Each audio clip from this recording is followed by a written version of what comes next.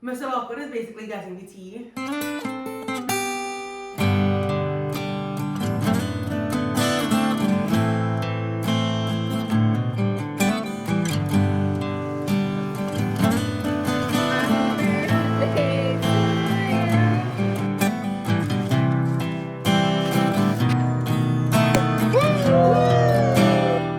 Hello, welcome back to my channel. My birthday is on Friday, so come spend my birthday week with me. So this week I have no strict plans. I'm not really like a birthday week type of person. I really just like to spend the week leading up to my birthday reflecting on the past year and the things that I've accomplished or not accomplished and how I felt throughout my last year of life and how I want to feel going forward. And so I feel like this week I will probably pick back up a journal, which I don't do often, but usually around my birthday I get very reflective. So I feel like I might pick up the journal at least once this week. I also like to just do all the things that I love, so I will definitely be reading a lot this week. I really just wanted to kind of document this week for myself, my last week of being 26. That's crazy, but yeah, so the first thing I want to do is talk about what I'm reading right now. Okay, so the book that I'm in the middle of 2 books right now, 3 technically if you count my audiobook, but I listened to that like one day last week, so I don't know if I'm really in the middle of that per se, but the book that I'm currently in the middle of is Snow Child by Owen Ivy. That is I'm 13% of the way through and I have no strong thoughts. I was a bit captivated when I first read it, or when I first started it last Friday, I think. And since then, I haven't really been thinking about it that much. And over the weekend, I didn't read that much of it. But I'm liking the writing so far, and that's kind of all I have to say about it. I'm searching for a 5-star read. I have been searching for a 5-star read for what feels like forever now. So I'm just really hoping that this could be it, and I see that this one is a Pulitzer Prize, I think, winner, so let's hope the people at Pulitzer know what they're doing. I'm also reading a physical book, which is Wuthering Heights by Emily Bronte, because everybody is, obviously, because the movie with Margot Robbie and what is that guy's name?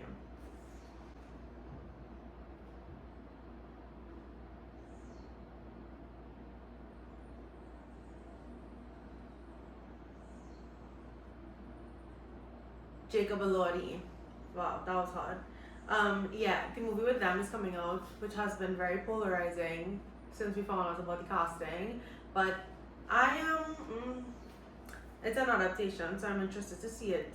Regardless, I pulled out my copy that I used because I've read this book before. I read it back in 6th form, and I loved it. I think this was my like absolute favorite classic that I ever read for school, and I just loved my teacher, I loved my class. I just thought that this was such an incredible reading experience, and I remember it to this day, but I don't remember like all of the nuance of the story. So I started it a couple of days ago. I'm on chapter 3 now, on page 20, and I'm liking it. It's just that this copy, it's good and bad, because this copy is so old and worn out. I'll show you, like, it's just really, it's really tattered. But it also has all of my like highlights and little notes from when I was studying it back when I was literally like, what, 17 or 18. That that makes me so emotional. So I feel like this is such a perfect reread to do in the week of my birthday. I'm an emotional, very nostalgic type of person, so I love it. So yeah, I think I'm actually going to read a couple chapters of Wuthering Heights first, and then jump back into the Snow Child. But yeah, I'll be here regardless.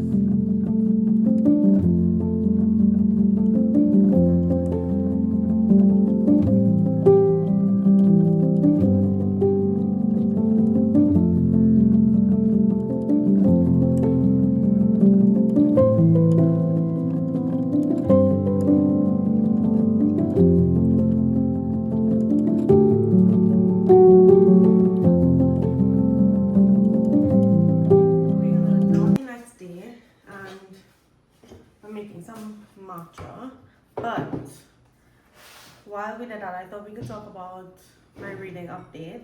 Up. Stella. I'm currently on chapter Roman numerals always do me in. I think this is chapter 8, and I'm really liking it so far. I have read this book, as I said before, and like the last time that I read it, it was obviously like in a student capacity, so I didn't read it for leisure. I was studying it, and I still really enjoyed it. You know how like sometimes if it's required reading, you would enjoy it less. This is one of those that really stood out to me, and I think I'm starting to remember why. Obviously, in chapter 8, we haven't really gotten to the big, we haven't really gotten to the meat of the story and why people love it so much, because I feel like the toxic relationship and all-consuming love starts more so in the second half of the story, but I'm loving the gossip vibes. So basically, within the first 8 chapters, we are starting to get the backstory of our main character, who's Heathcliff. I've started annotating it. This guy named Mr. Lockwood. He wants to rent a property from Heathcliff, which is like nearby to Wuthering Heights, which is the home that Heathcliff and his servants live in, right? So he, along as other characters that are living in the house, kind of spark Mr. Lockwood's interest. They're a little bit weird and they're a little bit secretive and reserved. So Mr. Lockwood is like, he's talking to the maid, who, her name is Mrs. Dean to Mr. Lockwood, but she's Nellie to Heathcliff and the other people that he grew up with, who are like the main characters of the story. So Mr. Lockwood is basically getting the tea from Nellie, and she spares no details. She's giving him play by play of Heathcliff's childhood, how he was adopted and how he was racially profiled. Yeah, all of the dark-skinned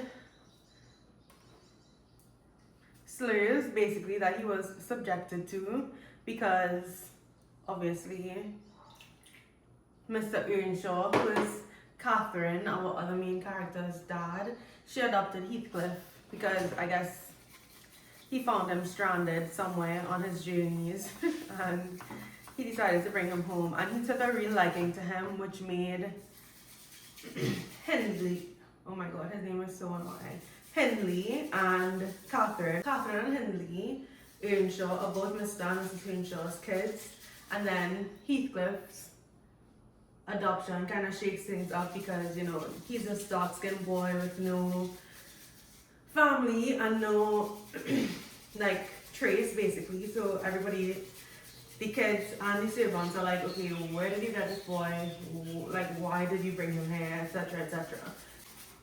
Yeah, Hindley, who's the brother, he kind of takes a huge disliking to Heathcliff because he's like, why is my dad like obsessed with this dark skin like random guy that he found on the street, you know? And so he kind of took it out on him in different ways and was kind of always taunting him and calling him names, but Heathcliff never really reacted a lot, but like you would see kind of moments where Heathcliff would have those vindictive thoughts and those like kind of more sinister tendencies. So it's really interesting the way that the characterization is done in this book. I think that's why I liked it so much, because that was one of my favorite things to study. It was like the way that characters are formed and what in the writing is telling us or foreshadowing their future actions, and what is telling us who these characters are, you know, instead of just like straight up describing them like by their looks. We really got like some serious insights into all of these characters and what made them so complex and how they showed their complexity of character, which I really am literally eating it up. But I'm also just eating up the gossip. I love the storytelling that's told in like a way of gossip by this older lady who has worked in this family for so many years, and she has obviously her own opinions and biases and thoughts about the family and the things that they've gotten into, but she very specifically has thoughts about Heathcliff and Catherine, because they end up getting really, really close, and they're basically like partners in crime. Everything that they do is mischief and trouble, but they always do it together. And that's kind of like the basis of their relationship. And then one day, Catherine basically, what is the word? She's like rehabilitated almost, and she becomes more ladylike and a little less troublesome. And Heathcliff is like, okay, who is it? What did they do to my like partner in crime who loves to get messy and loves to be in trouble? And so that's kind of where I'm at right now. But I am like super hooked. I'm super hooked, which I don't know if I expected that. 1 second.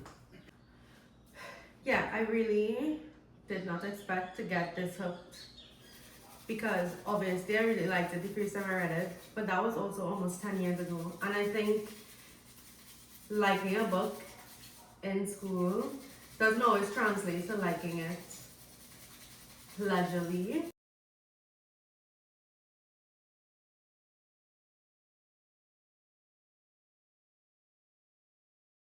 Yeah, I felt like I was choosing the least of multiple evils by saying that this one is my favorite, you know? So I'm glad that I'm really liking it this time around.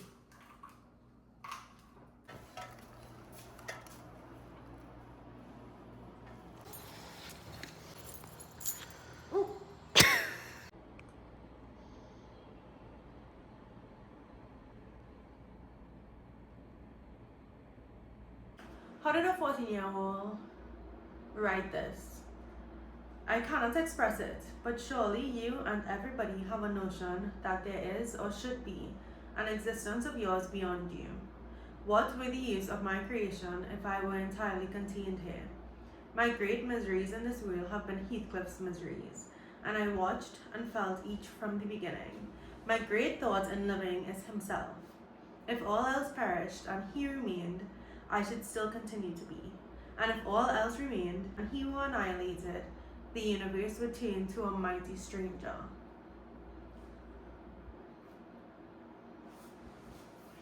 Say what you want, and this is an incredibly toxic relationship. Don't get me wrong, they're not goals by any means, but the writing about love and how all-consuming it could be, and I don't know, as a romantic, I feel like that's why I love this book so much, and not because I ship those two very sinister and just not right for each other people. It's not because of that. It's because of the way that love and affection and being consumed and what is the word? Obsession. Like obsessive love is written. It's so good. And like I also feel this. I mean, would I go to the extent that they have? No. But this is how I feel about my husband. Like, the basis of the sentiment is that, like, my world just wouldn't exist without you. It just would not be the same. It wouldn't be my universe if he wasn't in it, you know? And I just love it. And even this one is a really, really popular one. But I do remember this being like a class favorite back when we were studying this. It says, "It would degrade me to marry Heathcliff now, so he shall never know how I love him. And that not because he's handsome, Nelly, but because he's more myself than I am. Whatever our souls are made of, his and mine are the same." Iconic. So good. She wrote this at 14. What? That's just crazy.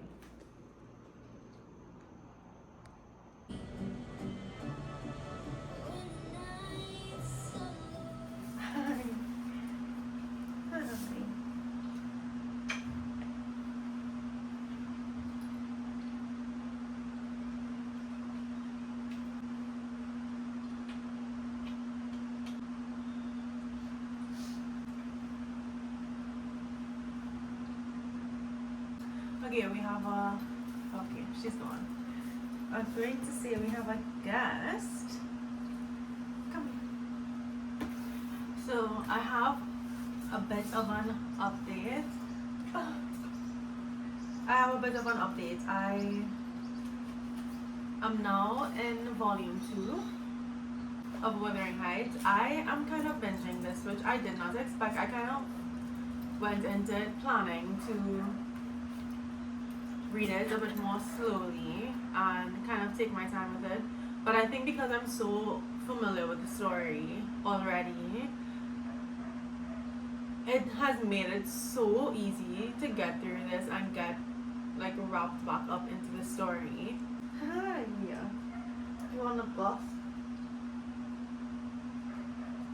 Yeah, so I feel like I've had the easiest time getting back into this story and reacquainting myself with these characters and their motives and their insane personalities. It has been so much fun and I am just loving the tea. And there were definitely some like bits and pieces of the story that I didn't remember, maybe some fragments, but generally it's kind of stuck with me. What I'm not sure I fully remember is the second half, so volume 2. I know. What? Volume 2 is when things really start getting crazy. So I'm looking forward to it, but I do think I'm going to take a bit of a break between volume 1 and volume 2 and maybe pick up something else. So before, I don't think I'm vibing that much with the Snow Child, but I am only 15% in, and I don't know if it's just that compared to Wuthering Heights, it's just not as gripping and interesting to me. But I do want to pick it back up, maybe read a bit of it and then decide if I want to continue or not. But it does sound like it's something that could be up my alley. I just think there's something with the writing, or maybe like the setup, that has just been really boring so far. I don't find myself very connected to the characters at all, and I think I kind of need to be to actually feel the importance and the impact of the story. So you'll see. I'll try a bit more, but no promises. However, it's February. I really want to start back getting into some romance, and this one is on my February TBR. So this is Practice Makes Perfect by Sarah Adams. So I actually think right now I'm going to forego the Snow Child and read a bit of this. My friends are actually coming over. Two of my best friends are actually coming over in a bit. I think we're just going to play some games, maybe watch some TV and movies until my husband comes home later, and then all four of us will do whatever, maybe play some games, watch some TV. Until they come, I'm going to start Practice Makes Perfect and see how I feel. Time during the day at work yesterday, but I didn't end up eating it. Days and nights there, a sleepless guardian, and a circumstance concealed from all but me. You talking about? You talking about? Very nice. It's my birthday. This is my gift from my beautiful husband.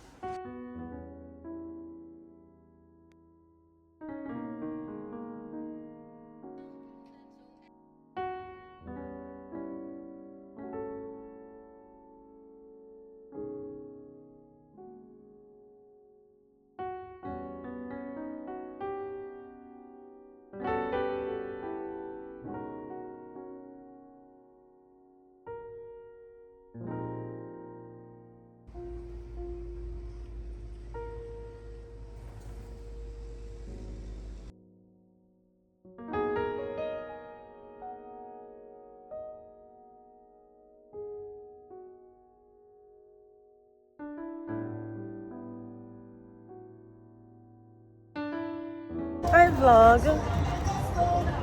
It's my birthday. Hey guys, welcome to my vlog.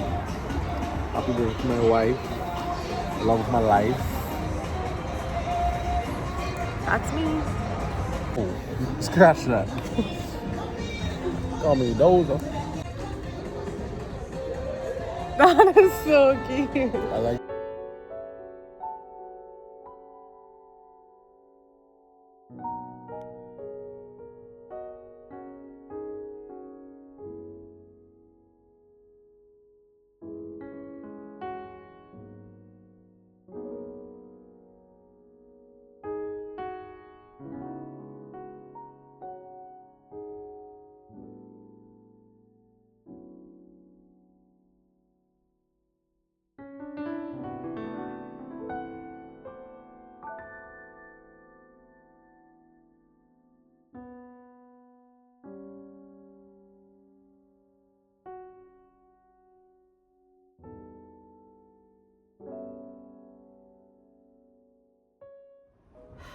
Good morning. It is now the 7th, which means it's Saturday. My birthday is over, but not really, because today is actually, I will say, my bigger birthday celebration of sorts. So yesterday I spent the day with my husband. We went to the pool and we went for dinner in the evening, and so that was just like such a perfect, beautiful, quiet-ish kind of birthday. But then today I really wanted to go to the beach, and every year I try to kind of get my closest friends together to just do something small, usually for my birthday, because I just love celebrating with them. And my closest friends are two of my friends from school, well, two of my friends from my teenage years, and my group of cousins who I just love so much. They are literally my best friends ever, and we all celebrate our birthdays together one way or the other. So I mean, who am I to stop perfection?